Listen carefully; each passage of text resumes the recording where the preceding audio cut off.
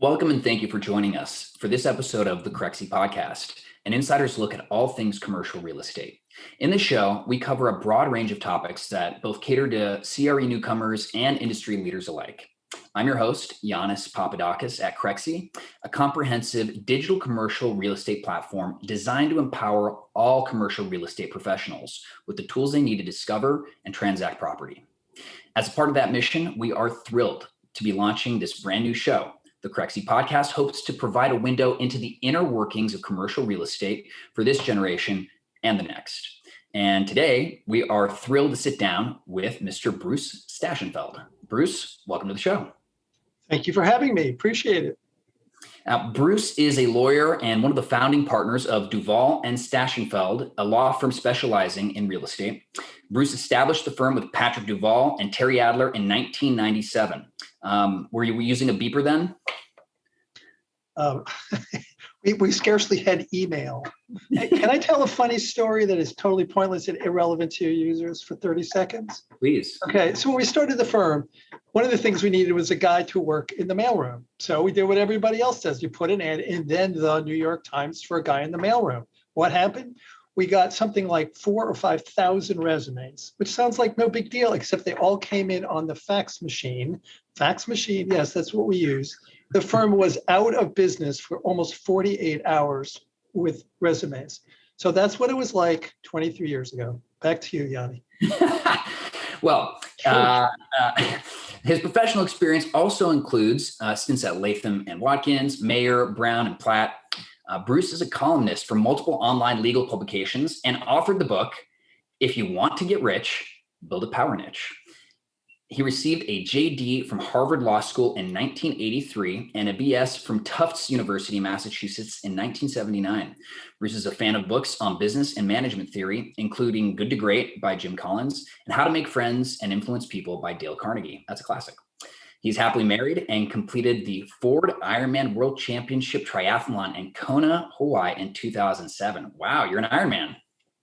Of all the things I've done in my life, that's probably the thing I'm most proud of is struggling over the finish line there. They had a special division for fat lawyers, and I was in that one. So, what was the training like for that? Was it like a year lead up, or did you just on a whim decide I'm gonna? Well, going back to the beginning, when I started the firm, I worked. I don't know if anyone's seen the movie The Firm, and the guy was working really hard, and it was like a mafia-owned law firm.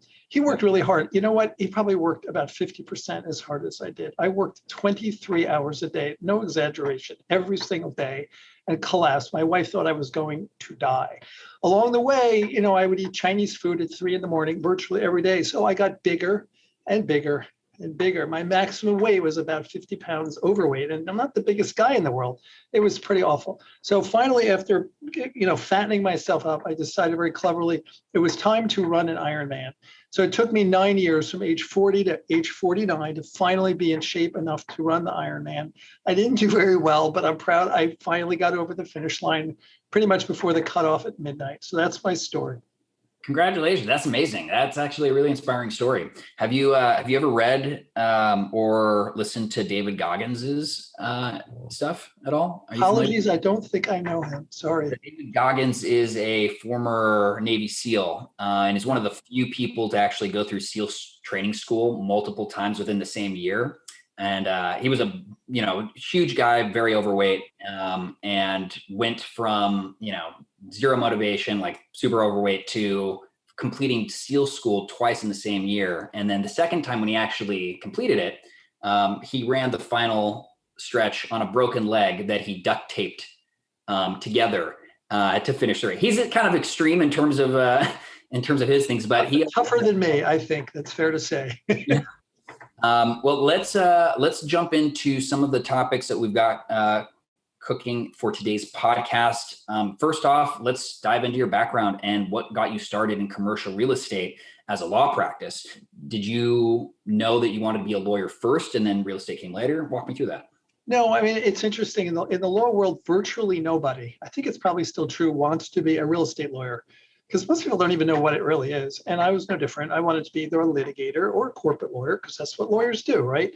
So I did litigation for a while, hated it, just didn't like suing people. It wasn't that much fun. I just remember close to 40 years ago, a little embarrassing that it's that long. And so I hated litigation. So I asked the managing partner, could I go into the corporate department? He said, we don't need anyone there. Why don't you go into real estate?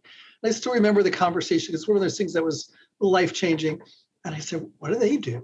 I had no idea, but they seemed to be enjoying their jobs. So I went into the real estate law in 1984, and I really have enjoyed it a lot. I mean, real estate lawyers, unlike a lot of parts of the legal profession, the lawyers are really in the trenches, cutting the deals with the clients.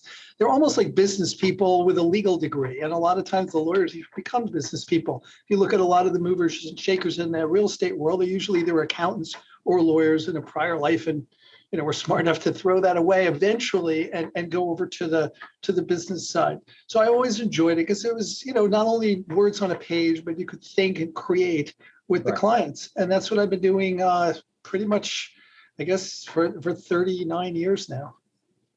I think that, real estate and law are actually kind of related in some ways, in that, the people that really understand, the finer points and intricacies of the law, or let's say of a market, or of a product type, really do yield the best results. And so to that point, I think having that kind of, double whammy combo of being an attorney that also understands, how not only to put a deal together, how to make a deal, really gives you a large advantage when it comes to approaching and looking at opportunities too. What are your day-to-day operations? What does it look like, for somebody that specializes in real estate as an attorney? Just full disclosure, I don't do as much of the law practice myself anymore. I've kind of moved, I like to think up, but it could be down depending on your point of view. But in terms of what real estate lawyers do, okay, I mean, every deal is kind of got three components, okay? There's somebody that's buying something. There is some sort of leverage component, getting a loan from somebody. And then there's some sort of a deal at the joint venture level, which could be just one guy owns 100%, or he could have partners or syndicate or one of these very complex transactions. So all deals really have those three pieces. I call them acquisition, leverage, equity, okay?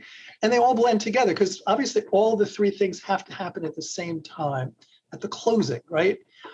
Real estate lawyers do all of those things if they're good and well-trained real estate lawyers, okay? For a purchase, the buyer's attorney and the seller's attorney negotiate the purchase and sale agreement for the real estate, obviously. It's a contract, and it usually says something like the buyer's going to buy it for, $20 million. He's going to put down a down payment of $1 million, and the down payment will go hard, i.e. become non-refundable at a certain date, after which the buyer must close or lose his deposit. And then there's a closing, okay? The leverage. The buyer often doesn't have $20 million. Maybe they're borrowing 15 from a bank or a lender or whatever. So there has to be loan documents negotiated with the lender so that the closing, the lender will come up with the 15 million and permit the closing to happen. And then finally, our hypothetical buyer here maybe has $1 million and he needs to get the 4 million from someone else, which could be one person, or it could be a syndication of a lot of people, et cetera. But one way or another, he has to make sure that his $5 million comes together. And then bingo, everything all happens at the same time. Real estate lawyers put those pieces together, legal documentation wise. And Yanni, what you were saying a minute ago is exactly right, because the business people do exactly the same thing from the business side. They're like, where am I going to get my money? Where am I going to find the deal? How am I going to find my partners, my lender, my this, my that? And they all work hand in glove together to make the real estate transaction happen. And that's the day-to-day life of a real estate business person and a real estate lawyer. Now, Bruce, you've got an interesting nickname that you've acquired, which is that of the Real Estate Philosopher. How did you become the Real Estate Philosopher? Well, okay, I being very honest with everybody, I made up the name. But why did I make up the name? I was a philosophy major in college. And my favorite hobby, well, let me say it, the thing I like to do most in the whole world, by far, I like to go out to dinner with my wife. I'm crazy about my wife, been married 36 years, and I'm crazy about her. So going out to dinner with my wife is my number one thing. My number two thing is thinking. I love to think. It's a hobby. There is nothing other than the dinner thing. There's nothing more thrilling to me than sitting by the pool, with a pad and a pen and no iPhone, and just sitting there and just thinking of ideas and scribbling notes and saying, oh, what about this? What about that? And I find that just thrilling to me. And the more you do it, thinking as a hobby, the more fun it is. It's almost like your brain is a muscle, and the more you do with it, the more exciting it is. So I've been doing this for a long time. And then I guess it's now 3, maybe 4 years ago, I was thinking, well, how can I be of use to the real estate world? And I was thinking, well, I'm a lawyer, but there's lots of lawyers. I don't know how much more use I could be than I already am. I was thinking, all these ideas I have might be of interest. And then I threw into the puzzle my day job, which has evolved from being a real estate lawyer to being somebody who's just out and about in the real estate world, meeting everybody possible, seeing all different business models, angles, ideas, and things. So you take a guy that meets everybody, sees everything, knows everyone, and then a guy who's really into thinking. You say, well, how can you put that together in a way that would be really useful? And voila, out comes the real estate philosopher, which is something which, when you really think of the words, real estate is it's my job, it's my hobby, it's my passion, it's my life. That's what I live for. And then the other half, philosophers are supposed to think. And there you have the real estate philosopher. Awesome. That is very interesting. When you studied philosophy, I'm curious, any philosophers that, jumped out at you that you particularly like or identify with in terms of thinking style? What a great question. And thank you for it. And there's one that I really like. So I'm going to say this. There's a guy named John Rawls, okay? And I loved him for this concept that he came up with, what he called the original position. The original position is something you are theoretically in when you're figuring out what is morality for society, what is the best, societal laws, moralities, conclusions, etc. In the original position, it's before you're born. You don't know if you're smart or you're stupid. You don't know what color you are. You don't know if you're born to a rich family, in New York City or horribly, poverty-stricken in India. You don't know if you're hardworking or lazy. You don't know whether you're healthy or sick. You don't know anything about who you are. And when you're sitting there in that position, that is how you should try to figure out what is right for society. And I think it's a beautiful thing because it does kind of make you think. It's easy to fall into your trap of thinking this is right because it applies to me. But you think about, well, wait a minute, what if it was before I was born? I mean, I'm really proud, I'm hardworking and smart. What if I were dumb as a post and lazy? What if that just was me? Okay. How would I want the world to treat me? Anyway, not to diverge too much on that, but I did find John Rawls, one of the most memorable philosophers. Thank you for asking that question, by the way. It's a great question. Well, I'm a Greek, and as a Greek, I've got a soft spot for philosophy. Fair enough. Actually, I studied some philosophy too. I was more partial to Nietzsche. I really liked his concept of amor fati, love of one's own fate. Happiness is universal. Everybody experiences happiness, but pain and suffering is very unique to you. And, it's those things that make you who you are and not the good things and the happiness. So having a love for one's own fate or one's own, negative things is what makes them. So that's kind of what I took away when I studied it. But beautiful. What do you hope to share with, or I guess the question is, what value do you hope sharing your wisdom will provide your readers or listeners?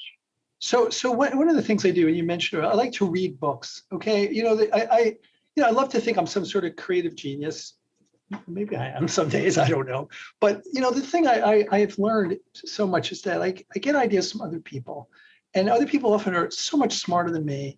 And I get these ideas, and then I try to use them either in my life or the lives of others. And the perfect example here, and this may have been maybe in a weird way the inspiration for the real estate philosopher. One of my intellectual heroes is a fellow named Peter Drucker. Peter Drucker is the kind of guy that if you went to business school, you definitely would have learned all about him. He was one of the great thinkers. He's like the Einstein of management. And he literally created the field of management. Before that, people managed, but nobody really thought of management like a science. Okay, and I've read a fair amount of Drucker's writings, which are, they're like, if you're into like that kind of stuff, it's like catnip to a cat. But one of the things that Drucker says, there's actually a couple of things, and this, I think, is the most useful part of this presentation is probably this. It's about thinking. So What Drucker says is there are two things which every business must do. And everything else, might be important, but it's kind of white noise. And you think, well, what are those two things? Yanni, don't worry, I won't ask you. And I couldn't figure it out either. But Drucker, I think, was a professor for like 70 years. I had a lot of time to figure it out. But as soon as I tell you, you're going to say, oh, yeah, that's so obvious. Why didn't I think of that? Or I always knew that. There's two things: to innovate and to market. You think about it for a second. If you don't innovate, you are doing the same thing as everyone else. And if you don't market it, you don't tell anyone why they should have any interest in it. And the best example is probably Apple. So you have Steve Jobs and I forget the first name of Wozniak. So think about what Wozniak was, this genius guy that created all this stuff. He was an innovator, but he was the kind of guy who could never tell anyone about it. What would have happened without Jobs? Nothing. He would have tinkered around in the garage till somebody stole everything. And Jobs, greatest marketer maybe who ever lived, but what was he selling without Wozniak's tinkerings? Nothing. Like, there's nothing there, okay? Put them together, you have Apple. So Drucker says innovate and market. And there's a second piece, and I'm getting to the crescendo here in a minute. The second piece of what Drucker says is he asks another question. What is the purpose of a business? Think about it. What is the purpose? And of course, I couldn't get that one either. But I was thinking, well, to make money, maximize shareholder value, do good things for society, look out for your employees, not pollute the environment. I don't know. I thought of all those things. But what he says is so beautiful. As soon as I say it, you're going to tingle. Okay, if you're listening, prepare to tingle. Well, all the things you just said are immediately what ran through my head when you asked the question. So I already got it wrong.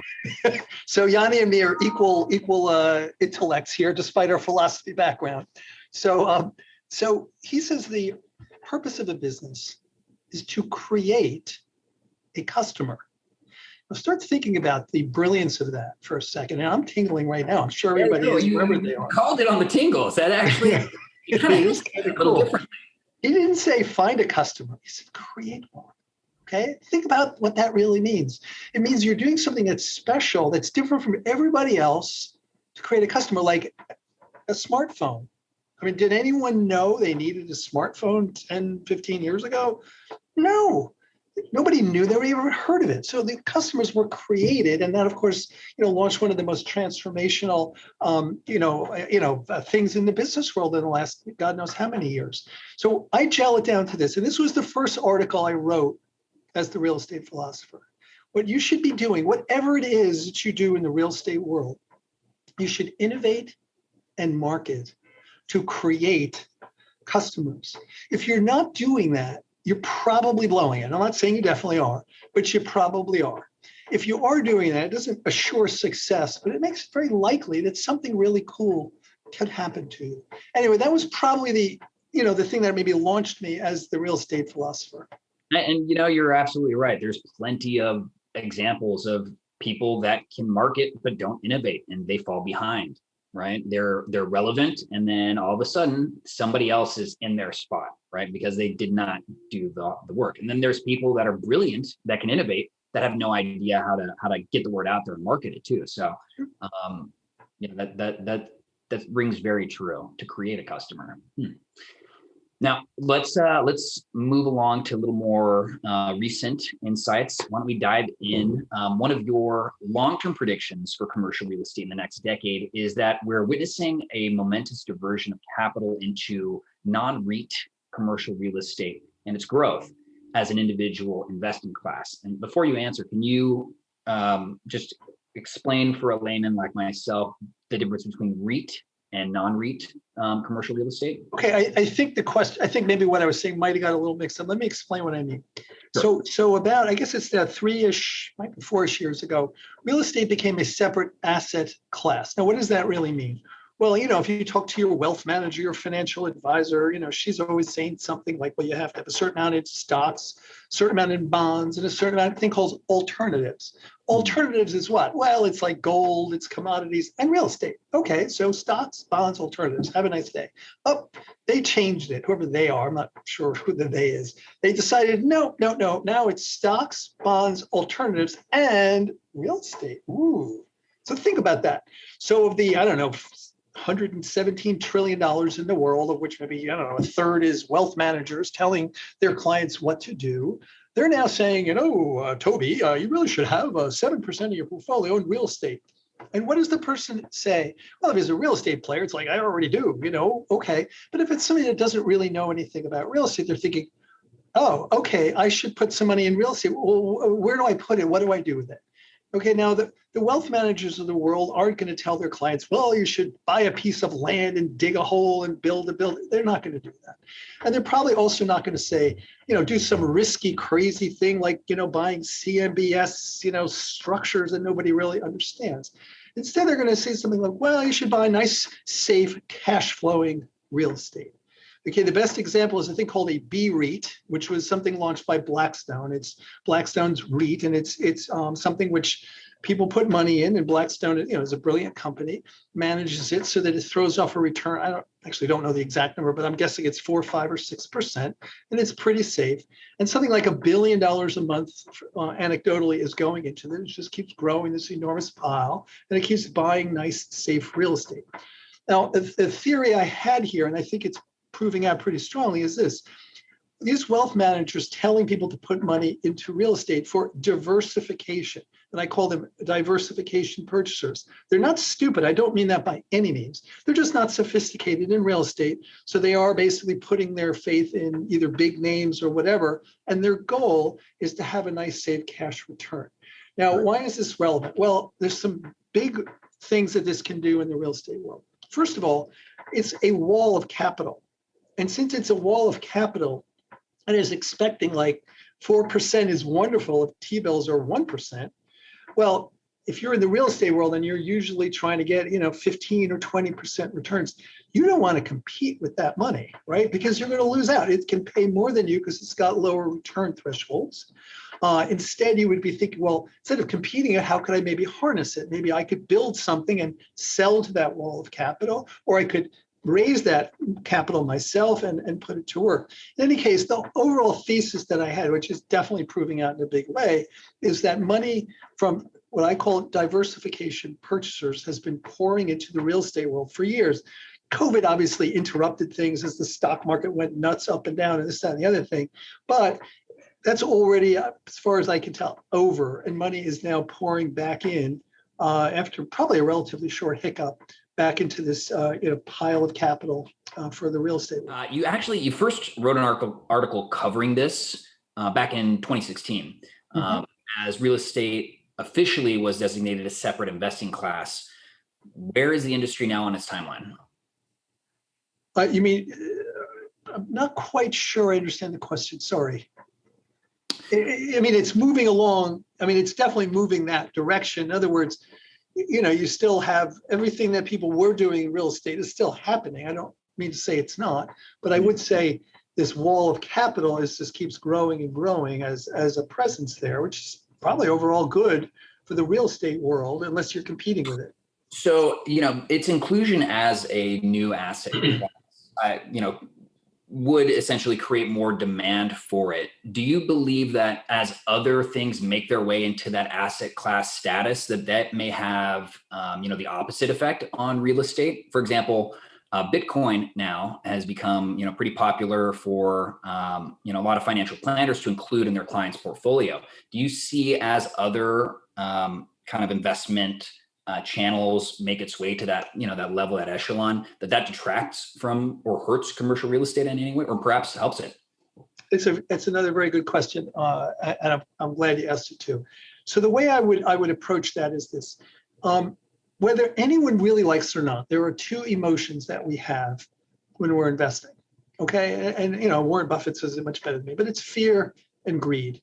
All of us do. Okay. Sometimes we're just, we're like pigs at the trough. It's like, oh, I know if I buy this, it'll double. In other words, we're like, oh, if I buy it, it'll go down. We're human. We can't help it. The great investors, whether they're in real estate or non-real estate, are able to override their emotions with their intellect and say, because I'm afraid I should be buying, or because I'm piggish, I should be selling. Okay. Those are the great investors. but everybody has the fear greed thing. Right now, I mean, I think it's fair to say that greed is, I shouldn't use the word greed because it has connotations, but eagerness to invest may be a better way to put it. There's an awful lot of money pouring out of, the government programs and everything else. And people are using it in every possible way, whether it's Bitcoin or GameStop stock or all of these other things that we're hearing about every day. And real estate looks kind of boring, It's like, well, I got 5% on my, real estate investment today, says somebody. It's like, what do you mean? I tripled my money on GameStop stock in one day. It's like, whoa, I should get in on that, right? So what's going on right now is kind of the fear greed, if you will, is pulling it away from real estate. That will change. Okay, we all know that nothing goes up forever when there's really no basis for it, and we've seen it happen. And that famous phrase, 4 words to fear, this time it's different, one way or another, that will end. At that point in time, real estate is going to look awfully good. It's like, I got 4% on my real estate. Oh, I almost lost all my money on this Bitcoin thing. And by the way, I'm not predicting the price of Bitcoin. I have no crystal ball there. But right now, real estate looks, kind of paltry next to the crazy returns that people are making on other things.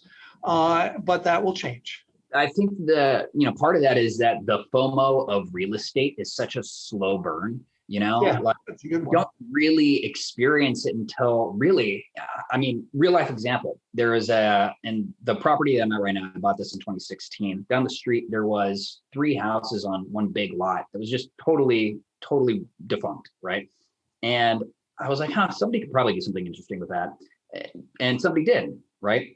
But at the time I was thinking like, you know what? I should actually probably take a look at some of the other, houses in the area that look similar. And now I'm looking at the completed 10 brand new townhomes over there and thinking to myself, man, that could have been my deal. It looks amazing. And the things that they're doing with it is, they're asking prices for finished construction townhomes is crazy. Not anything that I would have thought it would have traded for, 4 or 5 years ago when I first looked at it, but it took that long for me to see, oh my gosh, wow, there was a huge opportunity here that I didn't even, explore. Whereas, with GameStop, Bitcoin, it's just in your face.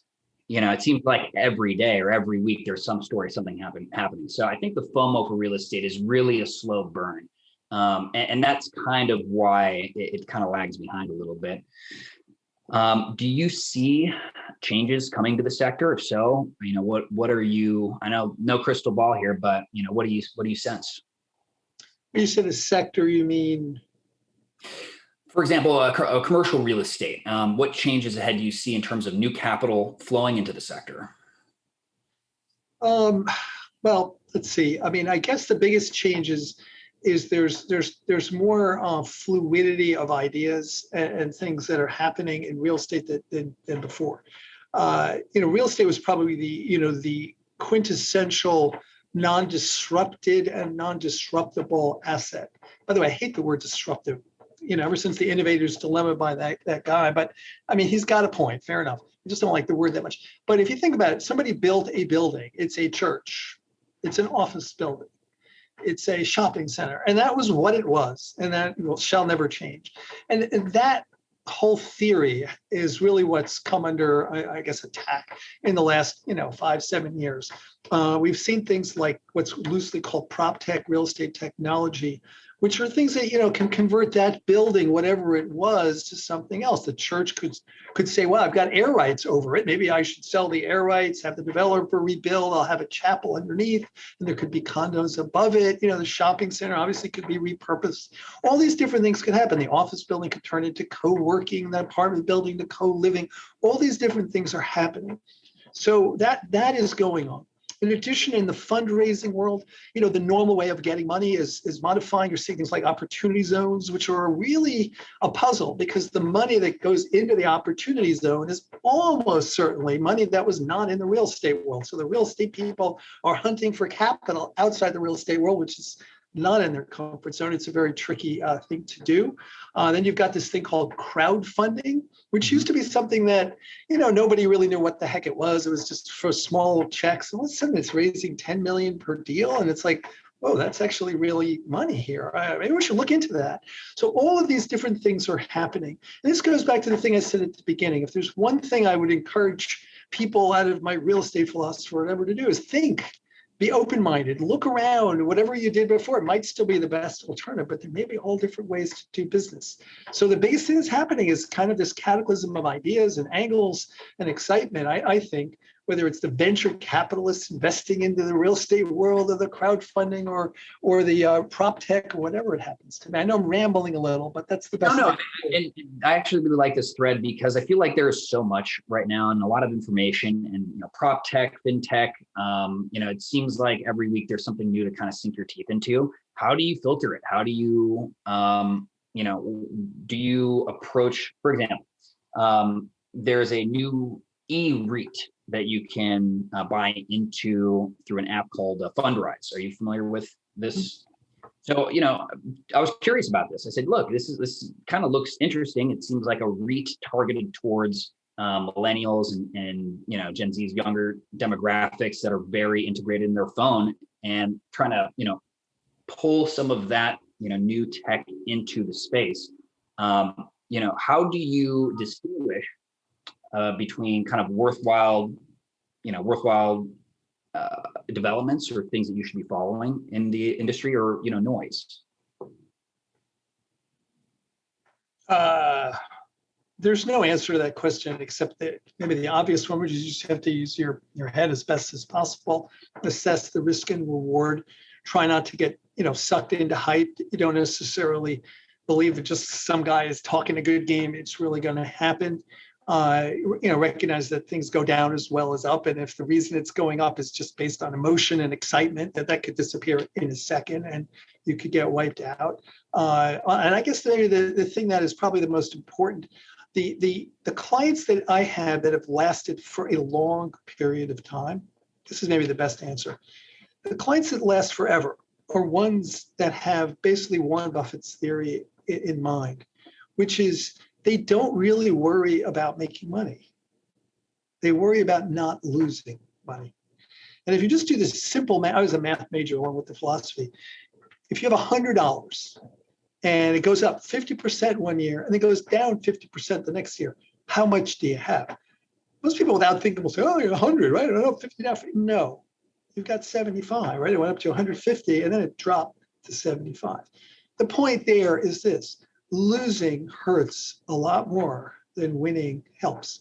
So the smart people, the ones that get super rich and go off happily into the sunset over 10, 20, 30 years, all of my clients, not some, all of them end up figuring out, I want to hit a single or a double every single time and never strike out. And they don't swing for the fences. And if somebody says, you could basically make 10 times your money or lose your money, they're not doing it. Okay. But if it's something that you put in $100 and you're pretty damn sure next year it'll be worth $111 and the year after that, 121 or something, that's what they do. And those are the winners on the long-term basis. So I guess I would say to you and answer your question as best I could, Yanni, if somebody's, proposing something, it doesn't mean you don't want to take the risks, but you have to evaluate the risks and rewards as best as you can. But the goal should be to avoid losing more than to win. I think that's the best I could say. That was thank you. I appreciate that. That's a great answer. Talking about just kind of the current environment around CRE and interest rates, what effects do you think the current historically low interest rates have on this, new introduction of capital that's flowing into the sector?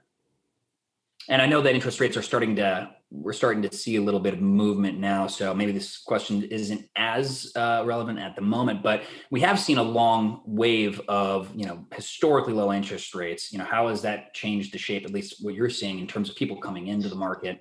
How is that affecting? I'm not sure it's brought people in or not. That I'm not sure about. What it's made up for a multitude of sins. I mean, if you're, I don't really profess to be qualified to understand. My gut feeling is the government has been artificially distorting interest rates now for quite some time.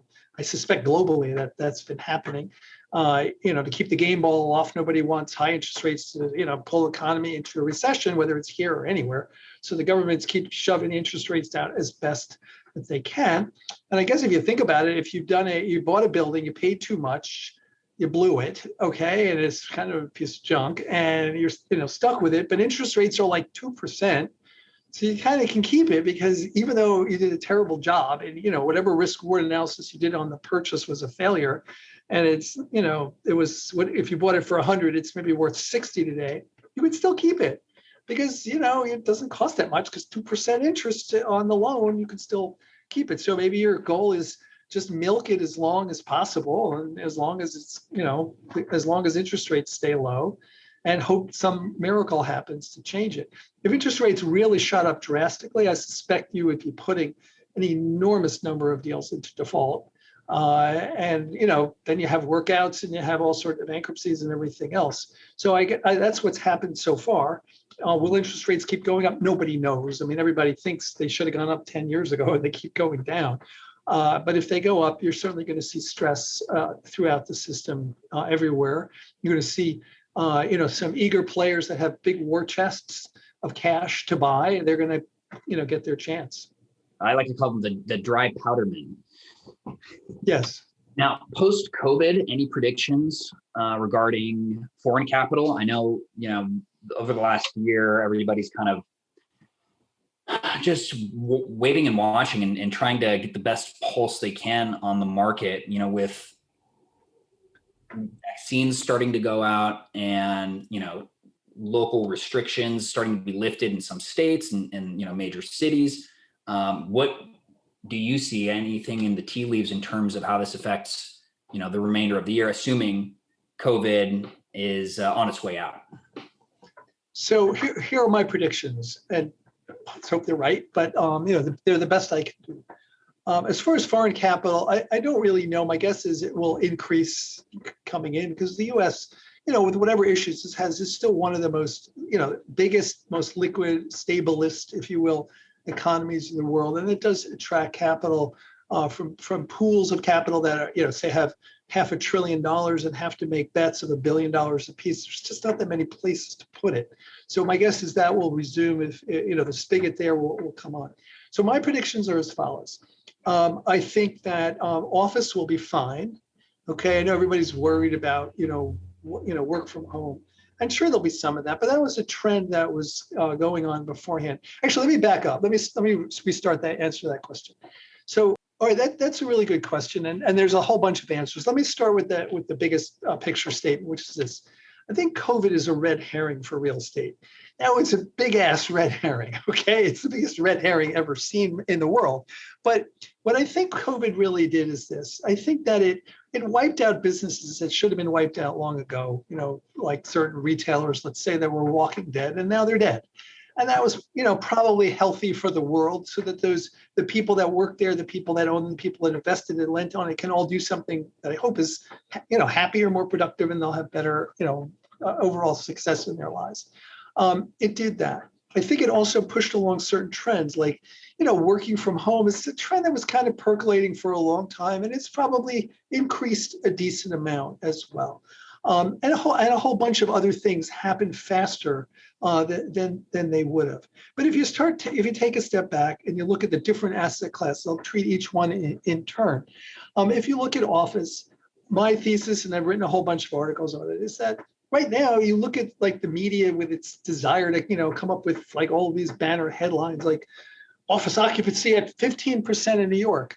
Well, of course, like nobody's here now in my office. Well, why would I come in if no one else is here? Like, it's sort of stupid that I'm here, I guess. But, like there's no reason to be here till everyone's here. But once everyone's here, I can't not be here, because I'll miss out on everything. I'll miss out on all of the action, all the upside, all of the excitement of my career, my friends, everything. It'll be like I'll be sitting in a room somewhere typing on my Zoom while everyone else is having a party here. So office is going to be fine. That's my view on that. Retail is my favorite one, because retail, there's sort of two kinds of retail. There's what I guess you could call walking dead, or maybe now dead retail. And then there's retail where there's like a real cool purpose behind, like the Apple store. I mean, they're not having too much trouble getting like a zillion people, in the Apple store. So people tend to lump it all together and say, oh, retail is dead, it's horrible, let's run away from it. So that is where I think the biggest opportunity to outperform is buying into retail. Obviously, being very careful to make sure that whatever it is that you're buying, whether you're buying the equity or the debt or the investment or whatever it happens to be, has healthy, strong retailers that are growing in it rather than the ones that are dying off. So I see a huge chance to outperform by buying into these things. And of course, there's also ability to repurpose. Like a lot of the retailers are thinking, hey, I want a shopping center. A third of it could be apartments, could be this, could be that. There's so much opportunity there. And one thing I know I'm rambling on about retail, but one of the best things about retail is when you think about what it is, it's supposed to get someone to come to the store to buy something. Well, it's got to be near people, right? And in case you haven't heard that saying, there's 3 things that matter about real estate. Location, location, location. I know people are arguing that with the internet, it doesn't matter. I don't really buy that. The retail is usually near the population. So a little creativity, a little intellect, a little thinking, retail, I think, is a wonderful place to be. Industrial, I don't really count myself as the expert there, but everything I've heard about indicates that e-commerce creates enormous industrial, need for industrial space. So the odds are it'll probably keep doing fine. Apartments, I guess it's sort of your boring asset class that, we all need an apartment to live in, and we're going to have to live somewhere and pay the rent. So I don't know. I don't really see anything particularly changing there. The other things I guess I would throw into the, prediction ring is this, co-working, co-living. In terms of co-working, not to brag, but this is one of the ones where I actually predicted right. 5 years ago, I predicted that co-working would not be a new business. It would just be a new way of doing business. And that's what's happening. And so I think this will continue as a trend. Right now, co-working companies all died, although I guess WeWork might still go public. They all died out because they all tried to be a new business, and they're not. Okay, they're a new way of doing business. So if you fast forward, maybe not 10 years, even 1 year, you're probably going to see like more and more buildings just have a co-working floor. And that'll either be run by the owner of the building, or they'll team up with a co-worker expert that runs it for them. So just like the internet wasn't a new business, it was a new way of doing business. You're going to see co-working just sort of as part of buildings that are office buildings. Co-living will follow the same exact trend. I don't say every apartment building, but many apartment buildings just have a co-living floor. Why not, right? And then this question of who runs it. Those are, I'd say, any other predictions. Opportunity zones, I think, are about to explode again to the upside. I mean, all of the activity in the stock market generates the capital gains. That was a bipartisan thing, so I don't think that any particular political party has any desire to destroy it. And it is a thing that is supposed to create tax revenue, create upside for investors, and help the community in a lot of ways. So I think that will boom. Those are the ones that come off the top of my head. If you have any ones that you're specifically asking about, let me know. I probably have a prediction for everything. And if I'm lucky, I'll be right. Well, I'd actually like to jump into an article that you've written. You have a well-known article that talks about commercial real estate owners creating deals for themselves. And can you explain just on repurposing and creative reuse, can you explain what these mean to you, and why do you think they represent promising prospects? Okay. Of all the articles I've written, I think that's my favorite article. It sounds like you and I rehearsed this. You didn't. You just asked me that, but it is my favorite article. The article was entitled, "You Will Never Find a Good Deal Again." And if you think about what did people used to do in the real estate world? Well, you would sit in your office and brokers would send you, write-ups on deals, and you would look at them and pick the best one, let's say. But if you think about it, that might have worked 5, 10, 20 years ago. It doesn't work anymore because the information flow is too ubiquitous and there's too much knowledge being passed on. Every single person is seeing the same thing. And it's probably not 5 or 10 people. It could be 1,000 people seeing exactly what you were seeing. So you didn't find anything. Somebody spewed it out to everybody, even though brokers sort of claim, oh, I only sent it to my 800 closest friends. It's all over. So if you think about the folly of this, you're looking at this thing. and you're looking at the same thing as everyone else. And somehow you're smarter than everybody else because you're able to pick this one and pay a little more than everybody else and outperform everybody else. Not only in that one deal, but again and again and again on a long-term basis. And I would say that this is a mathematical certainty of dooming you to average performance at best. So that's why I would say finding deals is dead as a doornail. Instead, you have to create them. What does that really mean? That was your question, Yanni. So how do you create deals? Well, you have to come back to the thing we're starting with. You have to think. You have to be able to look at the real estate and come up with some way to make it more valuable than it was in a way that's not so obvious. The repurposing is kind of a nice word to describe it, to see that the church could, do something different that might enhance its beauty and at the same time create some economic value for the parishioners. I don't know. And to be honest, this is something I can't do. I don't have that skill set. I'm not a guy that can look at a building and see anything except stones there. So I'm not the guy to do that. But in every real estate deal, there's somebody that has created the value. And that is not somebody who found it. It is not somebody who provided money to it, although once in a while money can create value. It's not that common. It's somebody with vision and creativity. So I guess my long-winded answer here is you want to be either that guy or girl that is creating that value, or you want to be someone investing with, lending to, somehow part of that person, because that's where the money is going to be made over the next 100 years in real estate. It's not going to be made by looking at the screen and picking the winners. That is, I think, extremely poignant in terms of sometimes, let's say highest and best use, a guiding principle of real estate, isn't necessarily always obvious because it can change the very following day because of a pandemic or something happens. And all of a sudden, right now, there is a new, more important use. And I think if you're not constantly, evaluating and challenging your own preconceived notions about deals, about things, and you kind of get stuck in that rut. I think the word that you used, creativity, is so paramount to being able to identify an opportunity now, because anybody can go to Crexi, right? It's free. Nobody needs to pay to see the entire inventory on Crexi's marketplace, right? You can go to Crexi.com and you can see the same thing that, a professional investor in Manhattan is seeing, same thing that, my uncle in Hawaii is seeing. Everybody's seeing it, but who can look at that deal and pull out something new, be creative, and find the value there that other people don't see. How do you get there, though? How do you do that? How do you get there? I mean, I think for a lot of people, we look at a deal and we say, okay, here's the return, here's the cap rate, right? And especially people just getting into commercial real estate too. Where do you go for resources, for insights? Where are where's the secret sauce? Where do you go to learn about this, right? If you're brand new and you want to, start looking at deals and creating deals, who do you have to listen to? Who do you have to watch? So I'm not touting my book. Oh, maybe I am. Please buy my book. But the Power Niche book that I wrote is a good place to do some thinking. And the book is entitled, "If You Want to Get Rich, Build a Power Niche." What am I talking about? The idea of a power niche is you don't find something, you create it. You create something that is a different way of looking at the real estate world than everybody else is looking at it. Okay, and then you name it.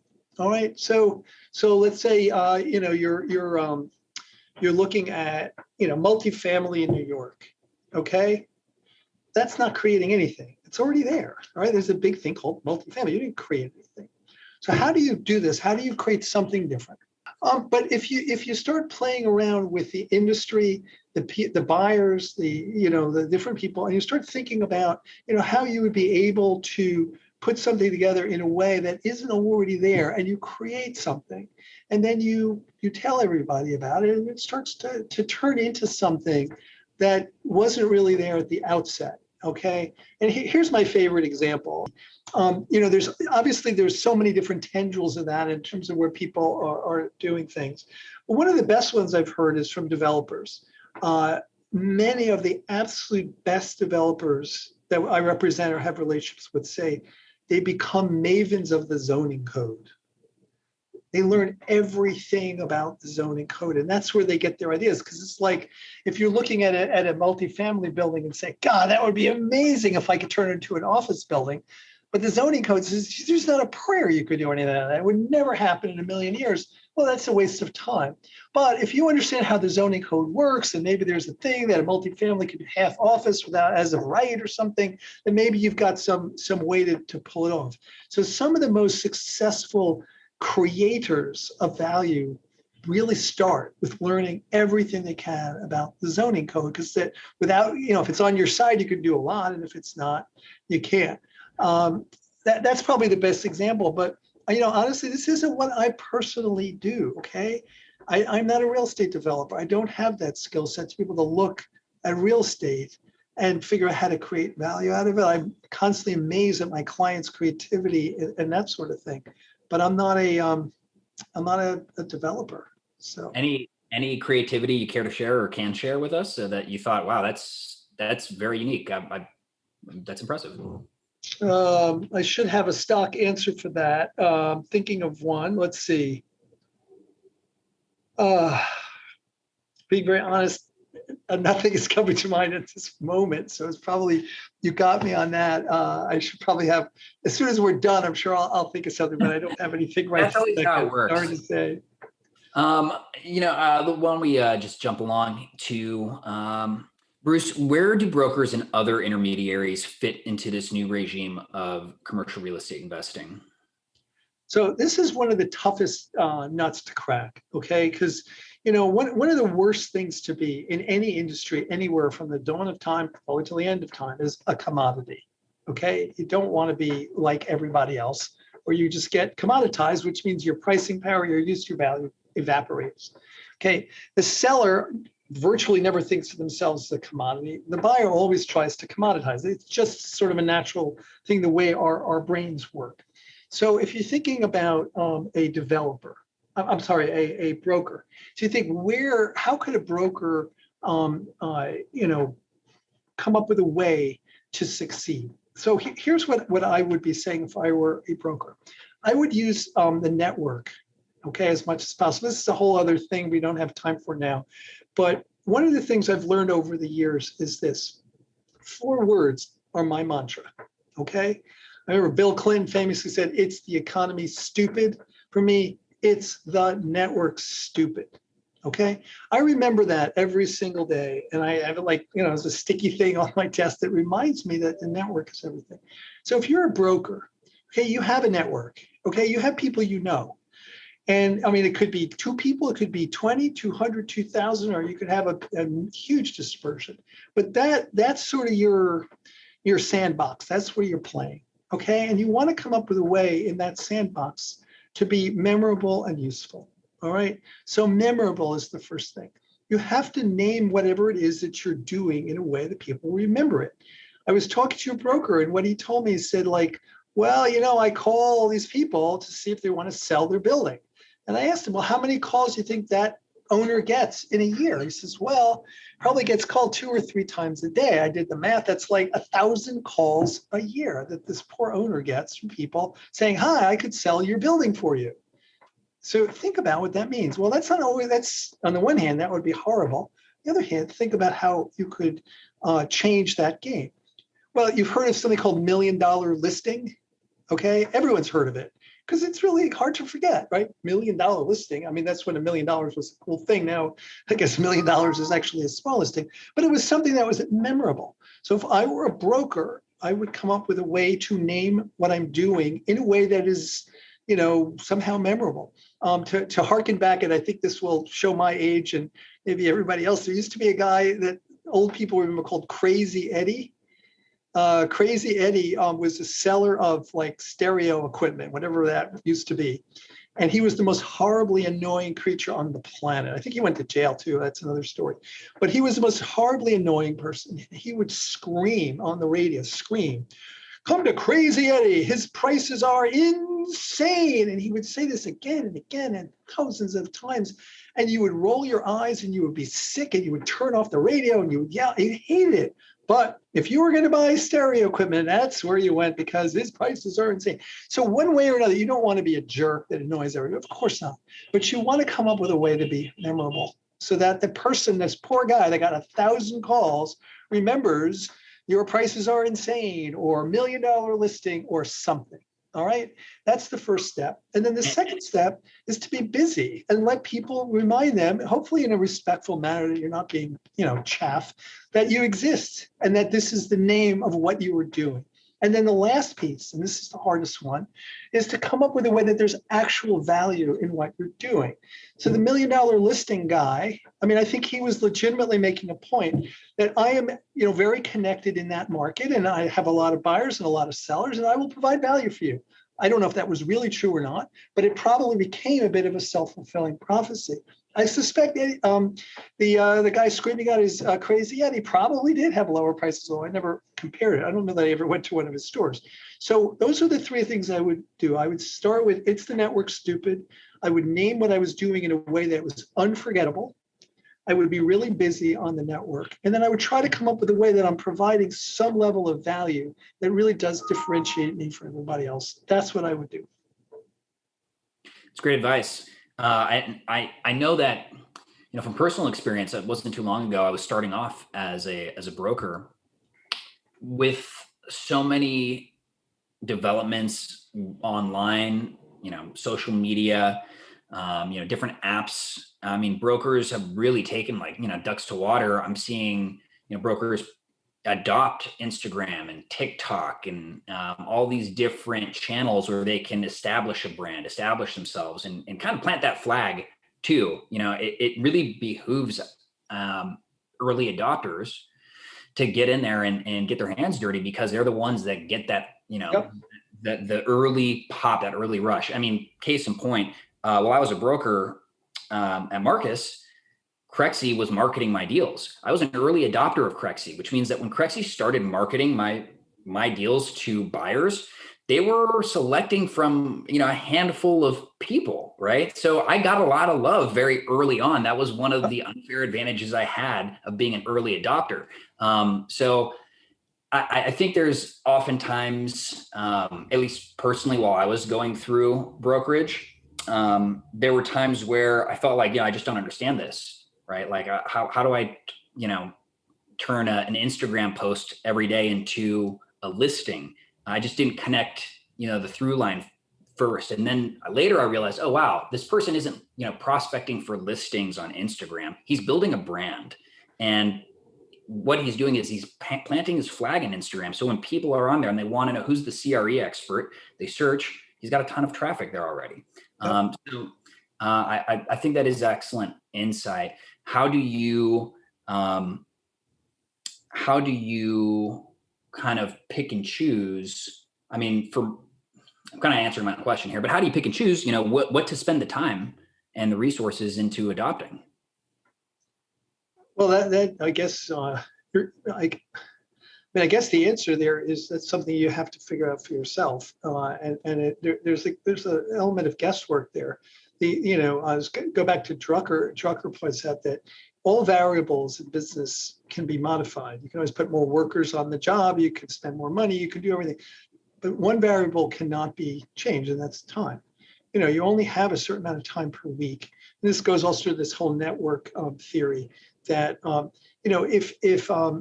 if you're a guy that can work 60 hours a week, that's kind of what you can work. All right. Yeah. Some weeks you can work 80, but sooner or later you'll get exhausted and you'll revert back to 60. And, when you're working 40, you're a little itchy to work more. But, that's you. You're a 60-hour-a-week guy, whatever. That's what you got.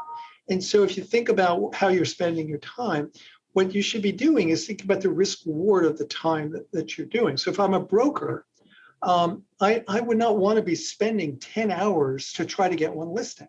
Just think about it. That's a sixth of my week.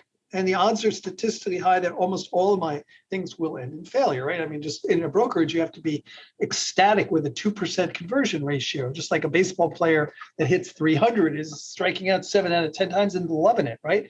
So you have to somehow be figuring out, I'm a broker. 98% of the time, I made up that number, it's probably right, I'm not going to get whatever I'm after, but those 2% are worth it.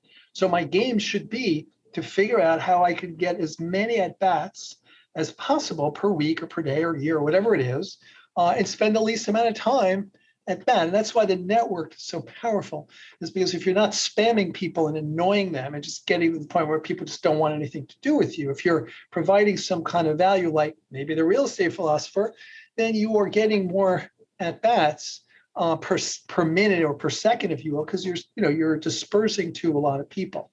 So that would be the optimal way of figuring out how to spend your time. And if you are spending an enormous amount of time to try to get one thing, you should think really hard, is it worth it? Now, if it's enormous, life-changing, game changer, yes, go for it. But if it's just one thing, say, hey, it's not worth 10 hours. It's a whole day. I don't want to spend the day on that. Spend the day on something else. That's excellent insight. And actually, that really brings me to the end of my talk track here. Wow, that flew by really quickly.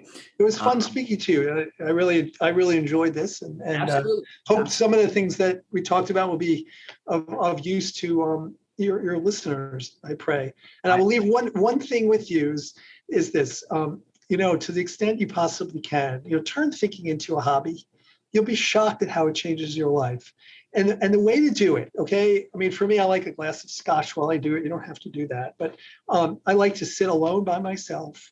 The pool is a great place, but I like to go out to dinner all alone with a pan and nothing. No iPhone, no distractions. Have a really nice dinner and just think. And it's so much fun. All these things start to percolate out because there's no one to talk to, no one distracting you. And it's just you and your mind. And it's something that the more you do it, the more fun it is, until you're really like, God, if only I could spend the day.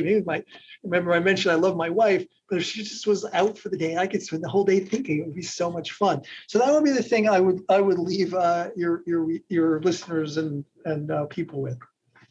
That's fantastic. Bruce, thank you so much for joining us. It's always great to hear your insights, especially on such timely and important topics.